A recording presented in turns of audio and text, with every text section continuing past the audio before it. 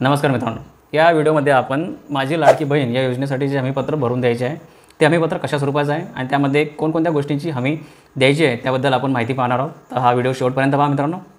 यामध्ये दिलेलं आहे मित्रांनो की माझ्या कुटुंबाचे एकत्रित वार्षिक उत्पन्न 2.5 लाख रुपयांपेक्षा अधिक नाही आहे।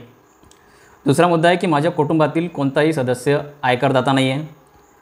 तिसरा मुद्दा आहे मी स्वतः किंवा माझ्या कुटुंबातील सदस्य नियमित कायम कर्मचारी कंत्राटी कर्मचारी म्हणून सरकारी विभाग उपक्रम मंडळ भारत सरकार किंवा राज्य सरकारच्या स्थानिक संस्थेमध्ये कार्यरत नाही आहे किंवा सेवानिवृत्तीनंतर निवृत्ती वेतनसुद्धा घेत नाही आहे। मी शासनाच्या इतर विभागांमार्फत राबवण्यात येणाऱ्या आर्थिक योजनांद्वारे 1500 पेक्षा जास्त लाभ घेतलेला नाही आहे। माझ्या कुटुंबातील सदस्य विद्यमान किंवा माजी आमदार किंवा खासदार नाही आहे। माझ्या कुटुंबातील सदस्य भारत सरकार किंवा राज्य सरकारच्या बोर्ड कॉर्पोरेशन बोर्ड यामध्ये अध्यक्ष उपाध्यक्ष संचालक किंवा सदस्य नाही आहेत। माझ्या कुटुंबातील सदस्यांची संयुक्तपणे 5 एकरपेक्षा जास्त शेतजमीन नाही आहे। माझ्याकडे किंवा माझ्या कुटुंबातील सदस्यांच्या नावावर 4 चाकी वाहन यामध्ये ट्रॅक्टर नाही आहे, जे 4 व्हीलर वाहन आहे त्यांचा समावेश आहे। अशा प्रकारचं कोणतेही 4 व्हीलर वाहन माझ्या घरामध्ये नाही आहे।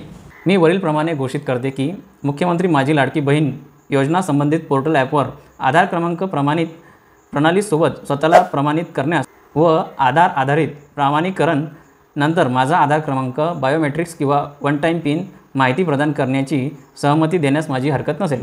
मी हे देखील सहमती देते की मुख्यमंत्री माझी लाडकी बहीण योजना माझी ओळख पटवण्यासाठी व प्रमाणित करण्यासाठी माझ्या आधार कार्ड क्रमांकाचा वापर करू शकतात। मी केवळ शासकीय सेवा व योजनांचा लाभ प्राप्त करण्याच्या उद्देशाने अन्य राज्य किंवा केंद्र शासनाच्या विभागांशी माझे आधार KYC वर्णन पुरविण्यास सहमती देत आहे। ही सर्व अटींची किंवा मला सर्व अटी मान्य आहेत अशा प्रकारची ही सहमती आहे आणि खाली अर्जदारांची सही करायची आहे तुम्हाला।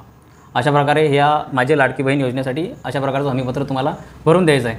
हे हमीपत्र म्हणजेच जर ह्या हमीपत्रामध्ये जे मुद्दे दिलेले आहेत तर ह्या मुद्द्यांचं कुठंतरी उल्लंघन होत असेल तर तुम्हाला या योजनेचा लाभ मिळणार नाही, ही गोष्ट लक्षात ठेवा, कारण की हे हमीपत्र म्हणजेच या योजनेचे निकष आहेत। धन्यवाद।